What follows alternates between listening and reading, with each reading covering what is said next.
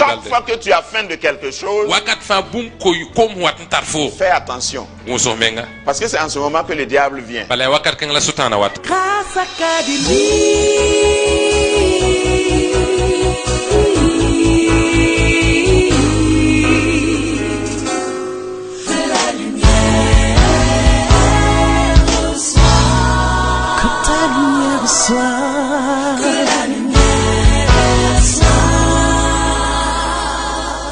Il y a une étape où on vit les miracles.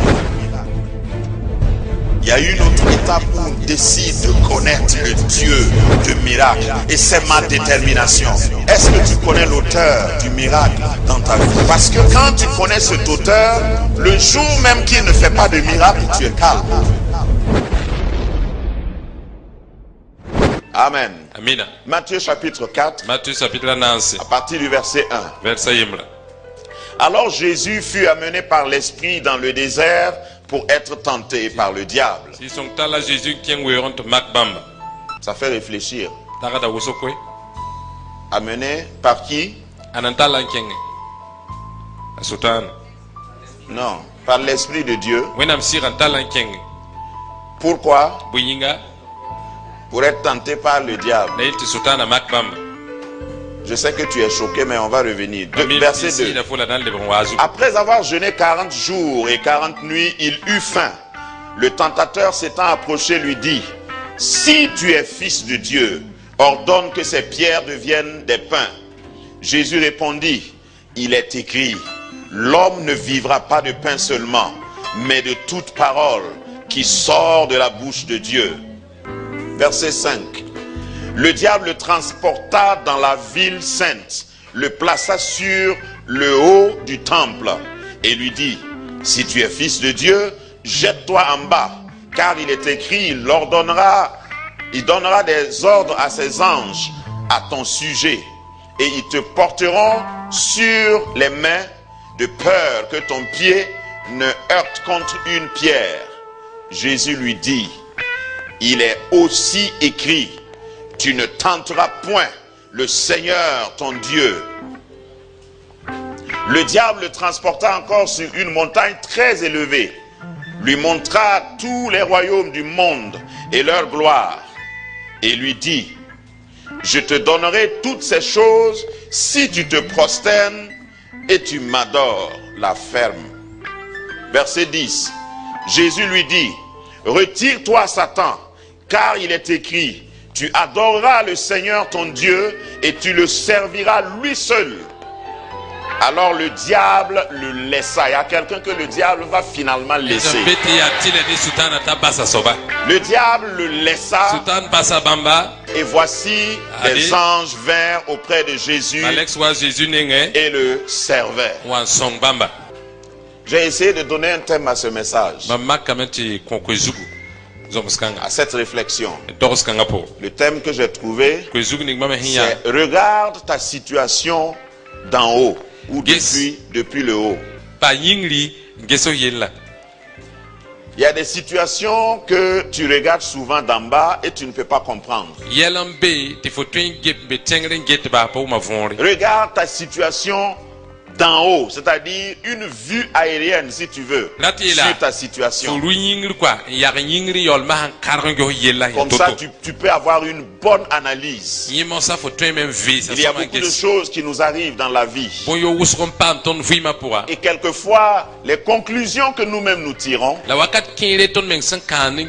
conclusions qu'on nous propose, ne sont pas les meilleures, ne sont pas exactes. Et quelquefois il faut s'élever plus haut. Et je rejoins le thème de l'année. Ta vision dépend de la hauteur où tu es pour voir. Ne reste pas en bas. Il y a des situations qui commandent que tu cherches une échelle ou fais tout pour monter plus haut que la situation, sinon tu vas être découragé.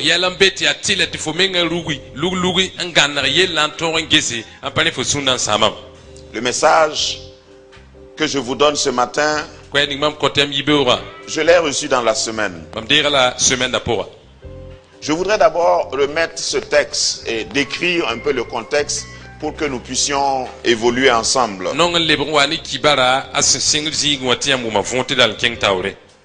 Ici, Jésus venait d'être baptisé. Et c'était une scène magnifique.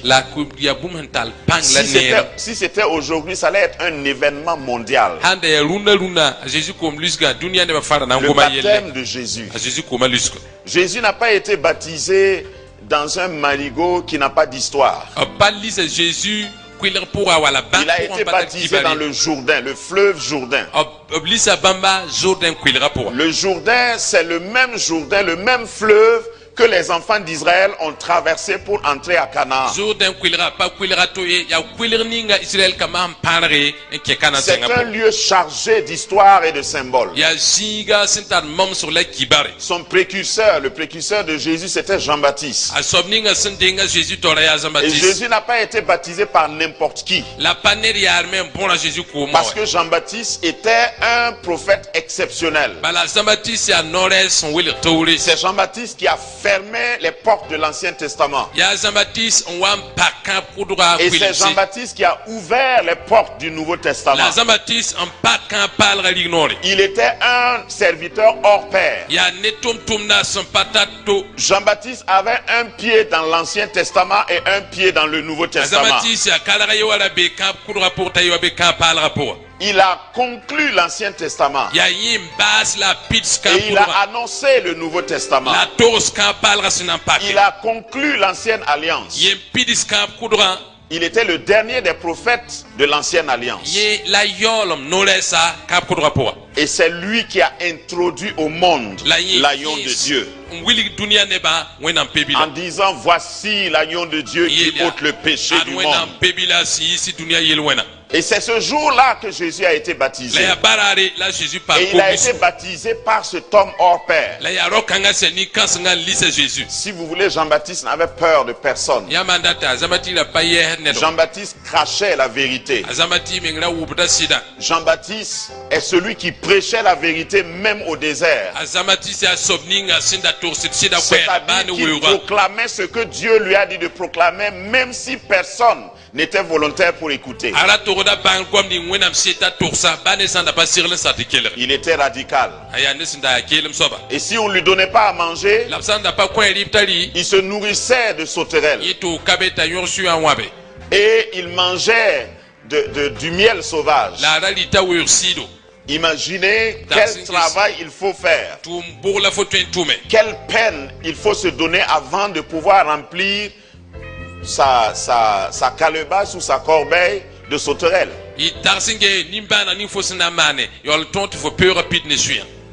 Jean-Baptiste se battait dans le désert. La parole de Dieu ne nous dit pas qu'il s'est marié. Il n'avait pas de famille. Il était entièrement consacré au ministère. Il n'a pas eu beaucoup de disciples. Il a eu quelques-uns. Au fait, ton appel ne dépend pas de ta popularité. Dieu a appelé Jean-Baptiste. Jean-Baptiste a accompli fidèlement sa mission. Il a introduit Jésus au monde. Ça, c'était le baptême. Et le jour du baptême, s'il y avait des caméras, ils allaient filmer ce qui s'est passé.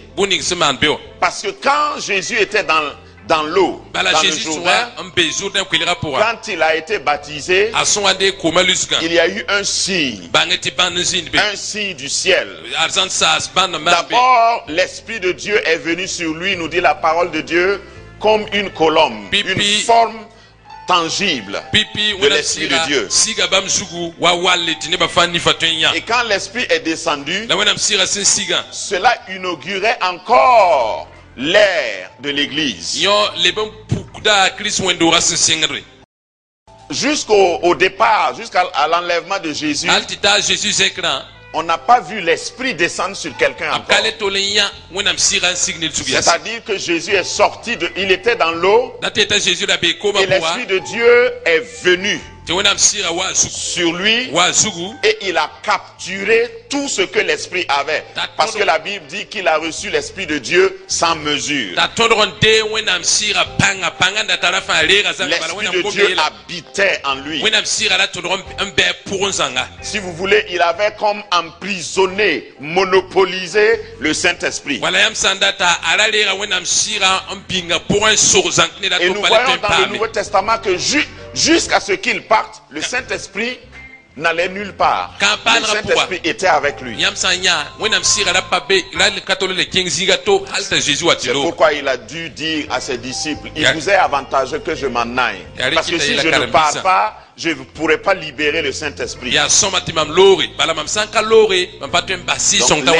de Dieu est descendu sur lui comme une colombe. Et le ciel s'est ouvert. Et on a entendu une voix. La voix du Père. Donc nous voyons la Trinité s'allier au baptême de Jésus. Jésus le Fils était dans l'eau. Le Saint-Esprit est venu comme une colombe. Et le Père du ciel a parlé.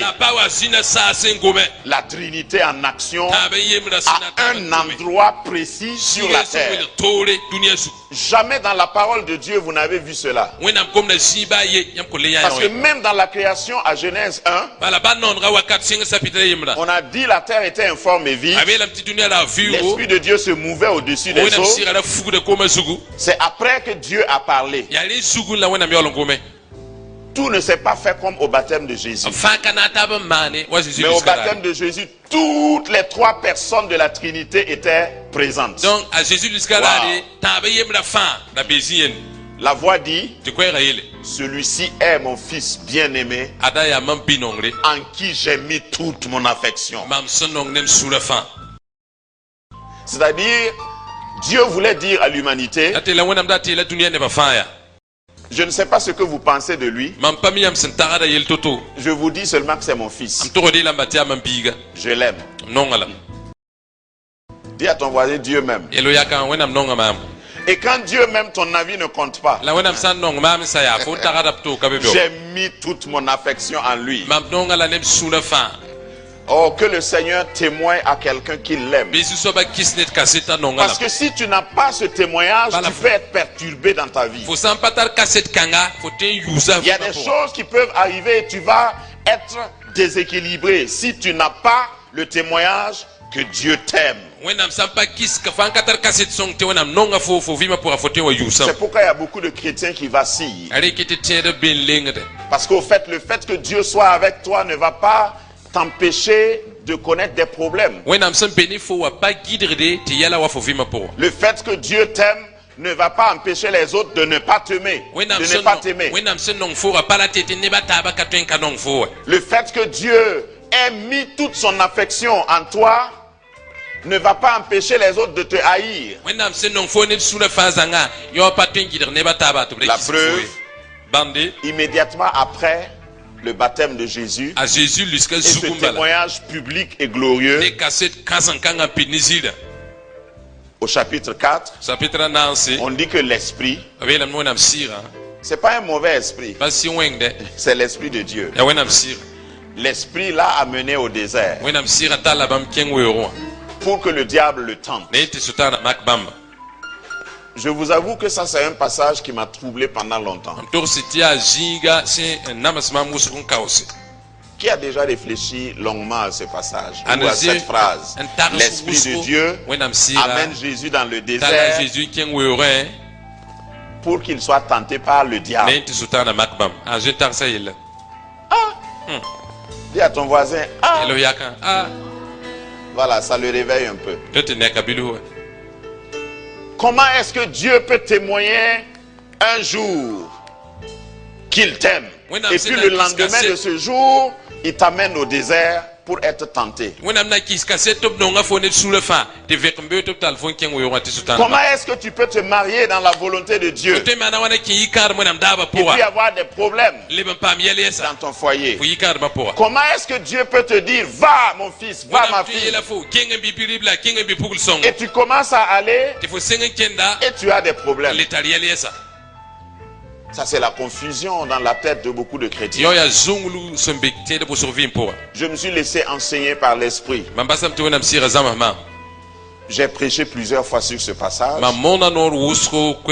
Mais la révélation nouvelle que je n'ai jamais eue de ce passage, ce que je vous livre,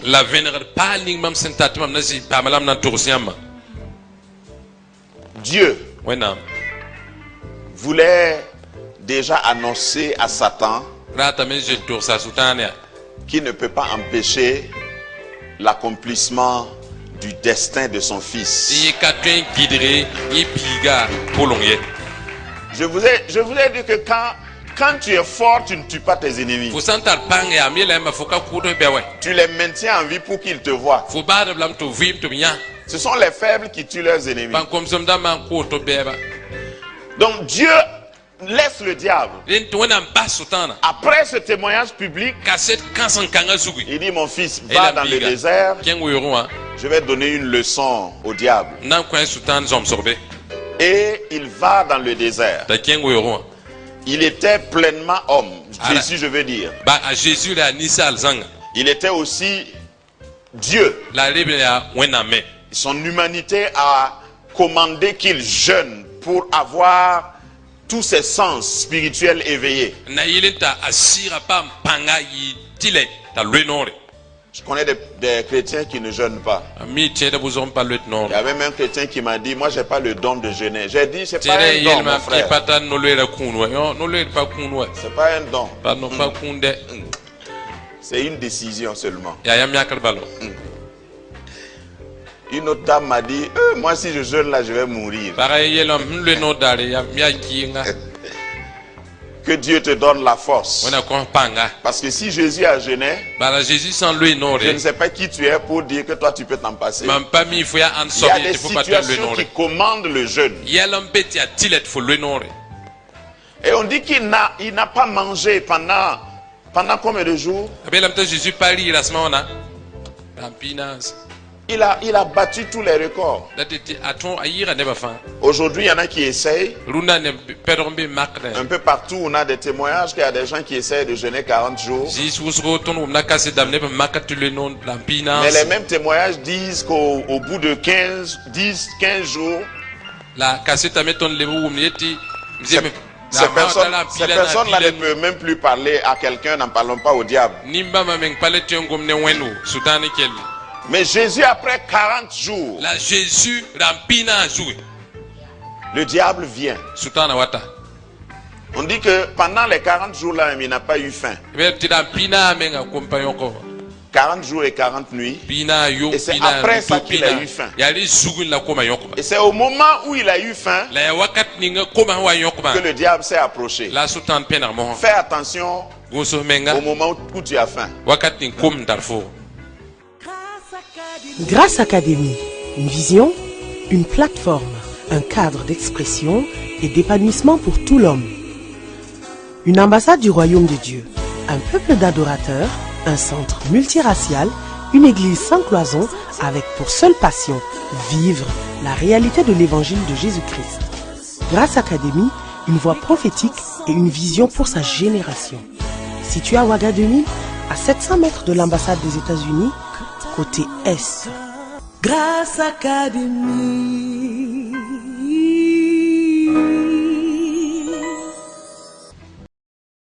Faim là, c'est pas faim de la nourriture seulement. Chaque fois que tu as faim de quelque chose, fais attention. Parce que c'est en ce moment que le diable vient. Si tu as faim d'argent, c'est en ce moment qu'il vient. Si tu as faim, je ne peux pas citer tout. C'est en ce moment qu'il vient. Et il vient toujours avec une voix séductrice. Tu dis que tu es enfant de Dieu. Et ton loyer, tu vas faire comment?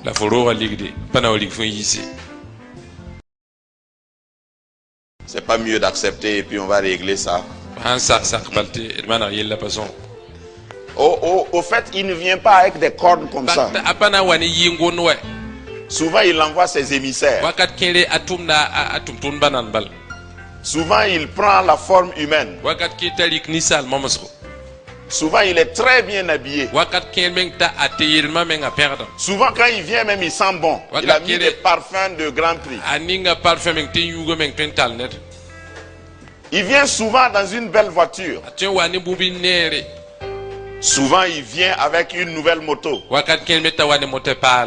En tout cas, il sait venir. Et quand il vient, il te propose toujours ce dont tu as besoin. Imaginez que le diable vienne après 40 jours de jeûne. Il dit à Jésus, allons-y faire du footing. Non. Il propose toujours ce que toi tu veux. On n'attrape pas un poisson avec une pierre.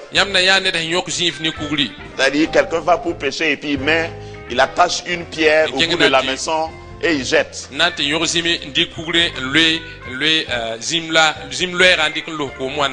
si tu es un pêcheur chrétien, même si tu pries, ça ne va pas mordre. Donc le diable met toujours au bout de son hameçon ce que tu aimes, ce que tu désires, et au moment où tu le désires le plus. Donc il dit, transforme ces pierres en pain. Je voudrais que vous considérez un peu. Jésus-Christ, il est dit de lui qu'il est le pain de vie. Il n'a pas besoin de transformer des pierres en pain. Lui-même, il est le pain. Comment tu peux dire au pain de transformer des pierres en pain? Chaque fois que Jésus a proposé de transformer des pierres, c'est de les transformer en adorateurs.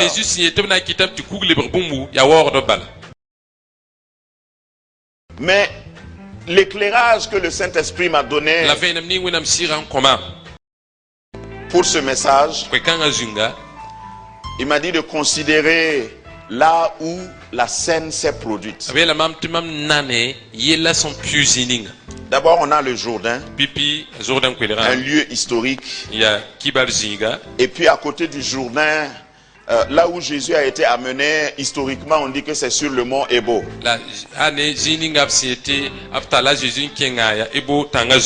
Parce que les cartes bibliques nous montrent que d'un côté du Jourdain, c'est la verdure, c'est des figuiers, c'est des vignes, il y a beaucoup de fruits. De l'autre côté, mais c'est un passage. Quand je marche dans l'ombre de la vallée de la mort, ou du moins quand je marche à travers l'ombre de la vallée de la mort, je n'ai aucune crainte. Parce que Jésus était accompagné par le Saint-Esprit. C'est le Saint-Esprit qui l'a amené pour unir au fait le diable. Et donc ce que l'Esprit me révélait, c'est de me dire que c'est sur cette même montagne que Moïse, le serviteur qui a conduit le peuple d'Israël pour aller à Canaan, c'est sur ce même mont Ebo qu'il a été testé. Vous vous rappelez que Dieu a dit à Moïse, parle au rocher. Sur cette même montagne où le diable lui disait de tomber. Et Moïse était tellement énervé par les murmures des enfants d'Israël qu'il a frappé le rocher. Dieu a dit parle. Lui, il a frappé.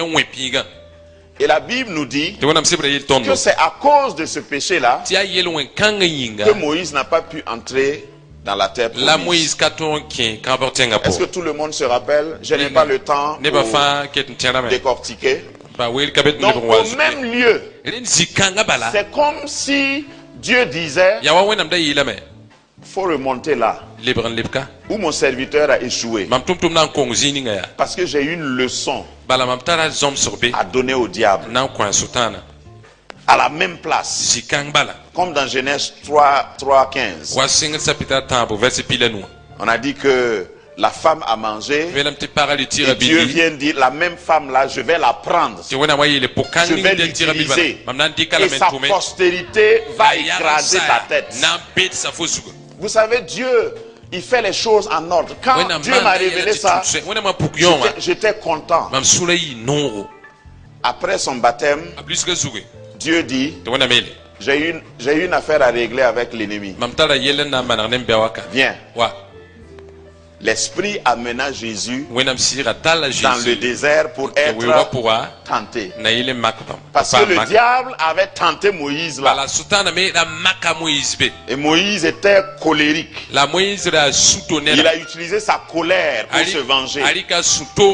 Dieu a dit, parle au rocher. Les enfants d'Israël murmurent, disant qu'ils veulent de l'eau. C'est un lieu désert. Et au lieu de parler, il a frappé. Et Dieu l'a reproché. Il a frappé, l'eau est sortie. Parce que Dieu honore ses serviteurs. Dis Amen.